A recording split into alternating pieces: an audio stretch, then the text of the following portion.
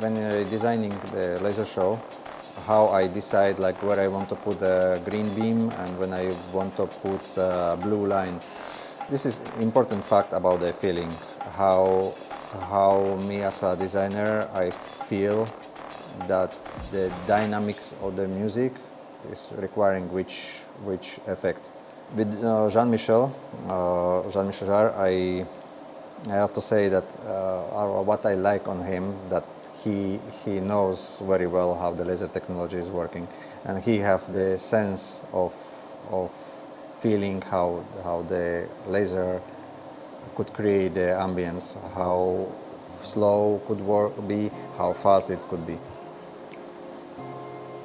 The fact that they can be controlled by music, by everything you say, everything we say. With these lasers, probably, Seville will go to Mars before Elon Musk, right? So I enjoy to work a lot with him because I feel we were in very similar waves, so we understand each other. We feel like in this particular moment it will be nice to have let's say very simple static beams or slowly moving, and this part should be more dynamics. So we had a nice chat together and we were deciding like where to put the lasers or where not. And of course beside us was Ivan, the lighting operator, lighting designer. He was interacting with us, and Mikel, who was the video operator, and we discussed like in this moment better no lasers, now will be good moment for the lights, and this moment yes we will remove the lights, and now is the right moment for the lasers to shine. And all about us was with us Jean-Michel, and he was telling us his opinion like, okay, I agree guys, or no, let's do it somehow different.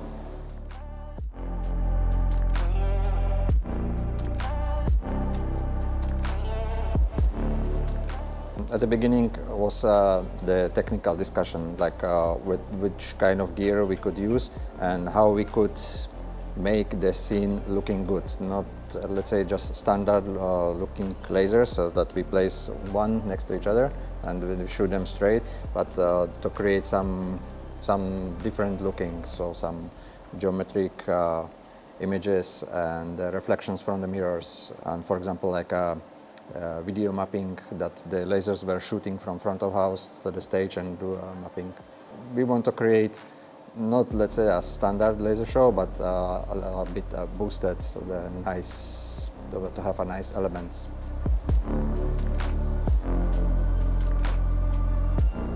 Because it was a tour, so we need to have some, let's say, standard setup, like pre-prepared, which we built and play the show, dismantle and move to the other city.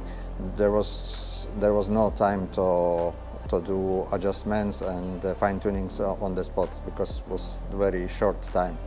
So we had a meeting in London, where not meeting but in the studio, where we built the whole setup, and then we program and we saw how it looks like.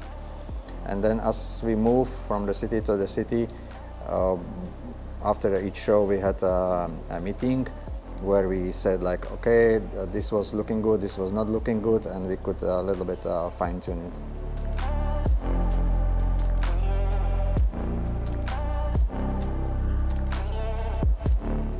In case of something happen, like for example I lose signal, I see in the software which lasers I lose, so I have to have in mind the whole technical plan, like how the lasers are connected. So when I see I lost 3 lasers, so I immediately know there is a mistake, so there I have to go. Because the time is very short, and show must go on, so there is no time to experiments. I need to know exactly where the mistake is. Of course, I have to be in front of the house. Also, I have my colleague on the radio, and if something happened, I call him, please, Michael, go there and check this connection. So, and of course, we have to act fast, and he have to be invisible on the stage, because if the performance is happening, he cannot just walk around. So we have to be very precise where he have to go, fix the problem, and immediately disappear.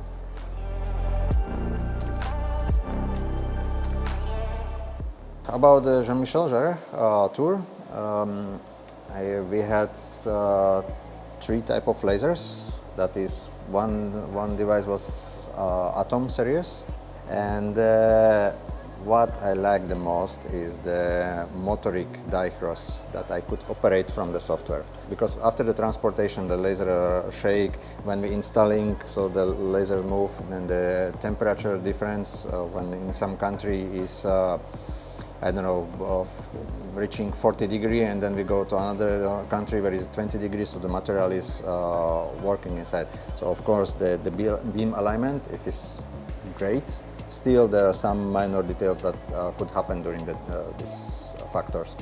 So KVANT unit have the motoric dichros, and when I shoot the test pattern over the wall, and then I see the colors are not aligned, from the software I could very easily move green to the left, move blue to the right or up, and then the colors match, and I have perfect result every time, and it's super fast.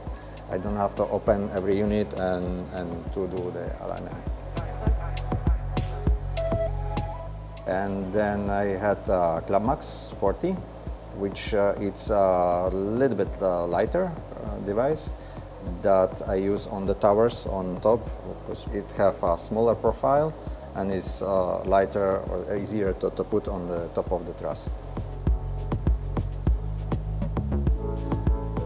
And first, that was some kind of specialty. We had Epic laser, that is 270 watts, and this we use for the spectacular moments when we want to achieve that the scene will simply glow with the laser, because the Epic is very, very powerful unit.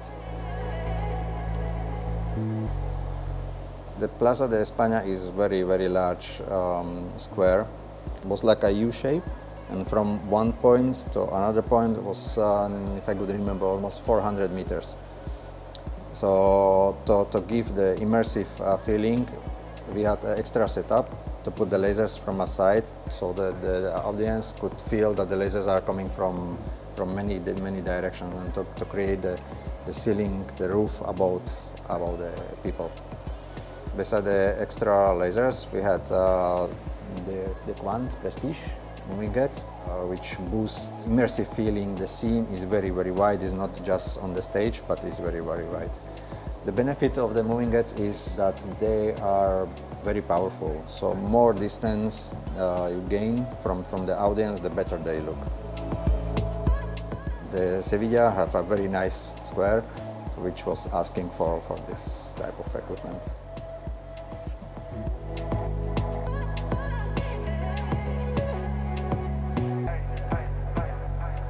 Well, there was another specialty.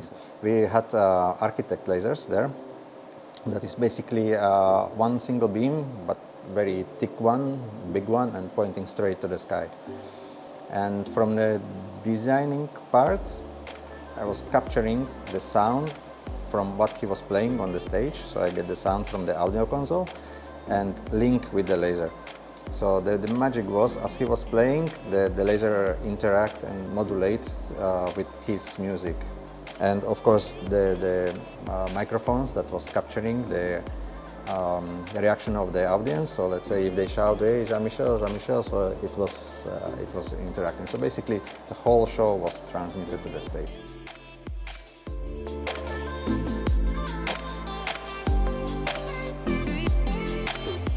When the equipment arrives in the day of the show, so we have to install during the day, and during the daylight also do the zoning, which is very, very difficult because I don't see So during the day we have to everything connect and prepare for the sunset.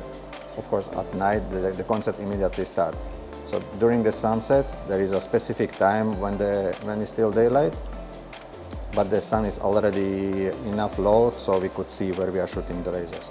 And the procedure is to shoot the lasers maximum up to the sky, of course check if there is some air traffic or not, to not bother any airplanes, and then slowly go down. And then when we see over the trees there is the line, there we stop to terminate the beams over the trees, to not shoot to the people. And we have to work very carefully because on the stage still people are running and connecting the cables. So we have to close a particular part of the stage so we could work with the laser and not harm anybody. So not even the people that are like an audience or people on the tribune, but also people that are working on the stage. So we have to watch all around while we do the setup. And then, of course, it's important to do not only the vertical alignment, but then also the horizontal, so the lasers looks good, that they have nice crosses, and everything is symmetrical. And in some places there is another laser safety officer that is watching what we are doing and if we are doing properly to not harm people.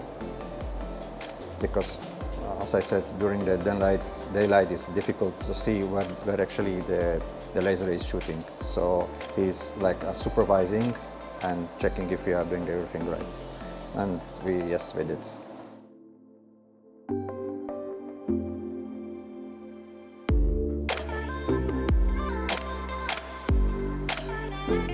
Most of the shows on the tour that we done was great looking, but there were some venues that look extraordinarily beautiful, and it was in Pula in Croatia. That was a Roman amphitheater. There the lasers shine very, very, very nice. It's a matter of a smoke. The smoke distribution is very, very important because you have to predict how the wind will move and where to place the smoke machines. So it's not enough to have on the stage, and it's not enough to have only on the front of the house. We have to cover the area around. Of course, when the wind is strong and he take all the smoke away, then there is no show and we cannot do nothing about. But if we cover it nicely with the smoke machines, then we have all the coverage all around, and then the lasers shine nice. So, and we had this great weather in Pula, in Croatia, and in the Pompeii. There it works very, very beautifully. The Pompeii was like from some another universe. It was very spectacular.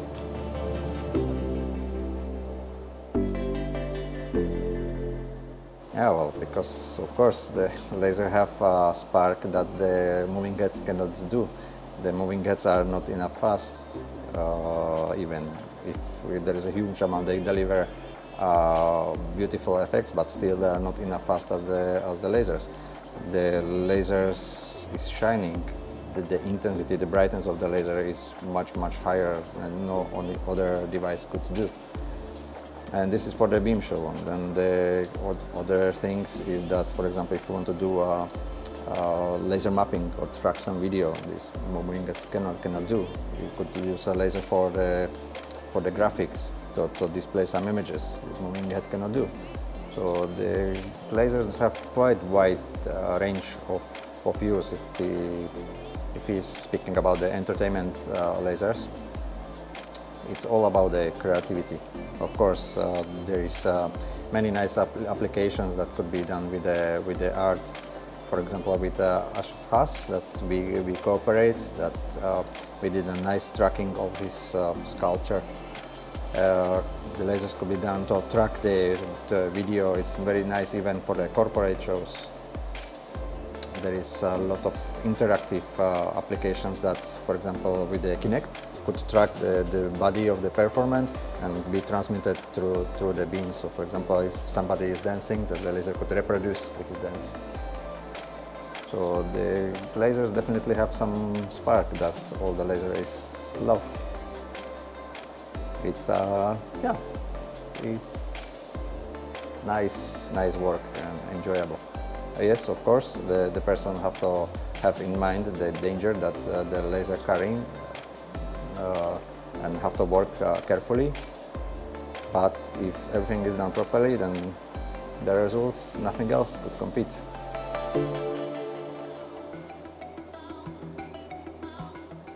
The very first one was 100 milliwatts green laser, really small, tiny, damn expensive.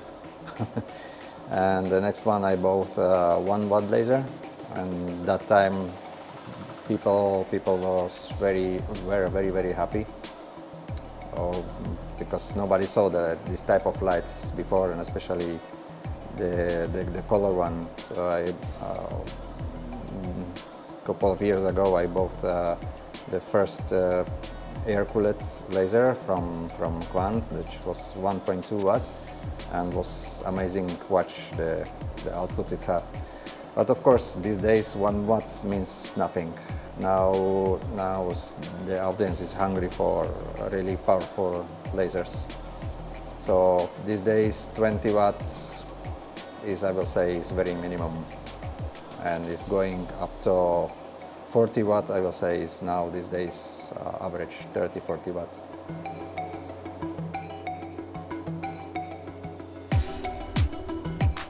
Well, definitely yes. People in Saudi Arabia like different things as the Europeans. For example, in the Arabic countries they like a lot colors.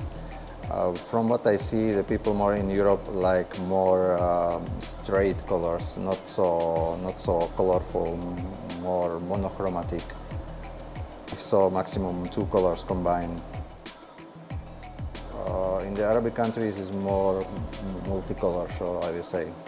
Of course, very depend of what about the event is. If it's a corporate events, then we cannot go like very multicolor. Then we should hold more in the colors that the company is about. And how the people react on the laser is very important. The moment when the lasers come in.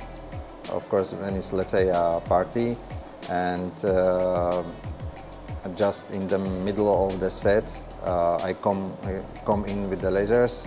The people see like, oh, well, nice. But if the lasers come in the right moment, when it's, for example, the music drop and it start to rise again in the first drop, we come with the lasers, then the audience are crazy, they're mad and they love this. But also it's important to not be, let's say, selfish and this is my lasers, I am operating just the lasers.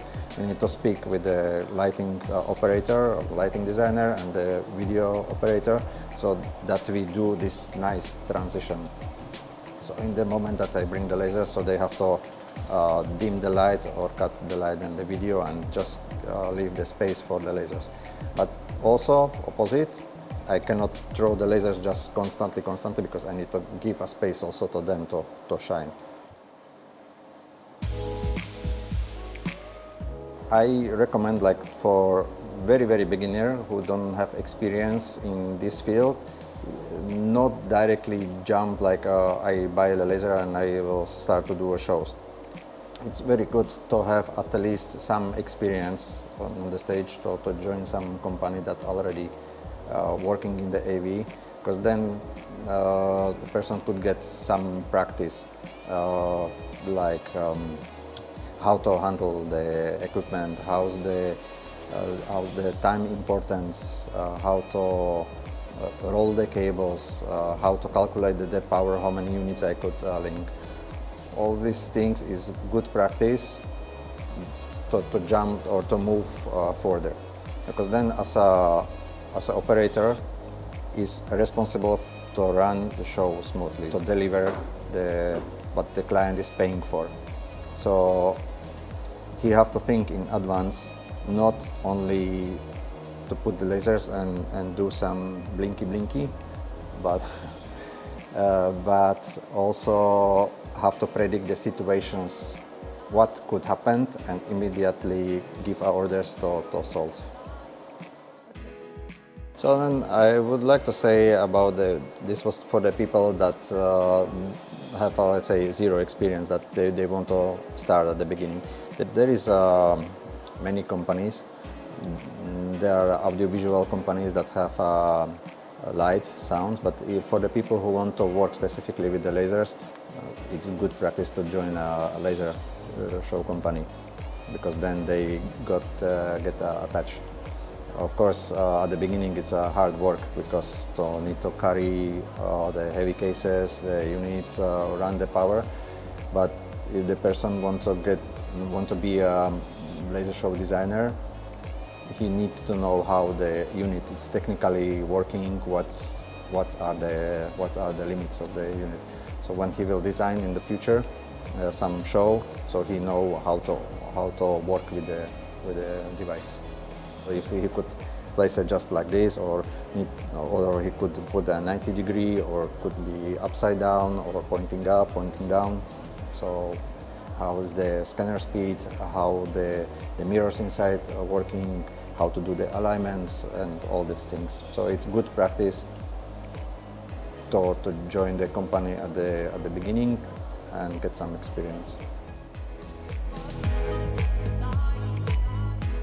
Other difficulties mainly is the lighting pollution around, because of course when there is many, for example, the stands with the food and many advertisement that is polluting the lighting ambience there, then is killing a little bit the laser effect that the laser deliver.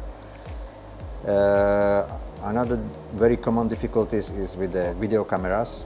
When there is a live transmission, let's say on the football ceremonies, to explain that the laser does not have the fixed frequency, that is changing the frequency effect after effect. And then for the human eye, the effects are looking different as on the camera. So very sometimes difficult to speak with the client, that we need to speak with the TV cameras people, that we have to do certain specific settings to make the laser show looking nice, not only for the people on the stadiums, but also for the TV. Because they are not every time the same thing.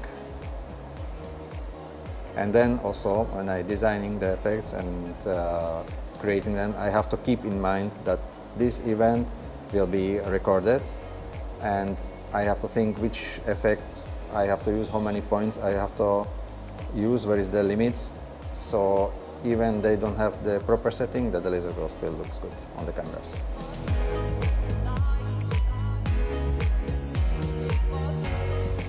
Let's say practice, practice, practice. It's of course every time good if the person could learn from somebody, because the other person, for example, as me, I passed through many years and I did of course some mistake why I learn. So it's good that the new person have from somebody who could learn to get the information to skip the mistakes. Also I learn from the other people.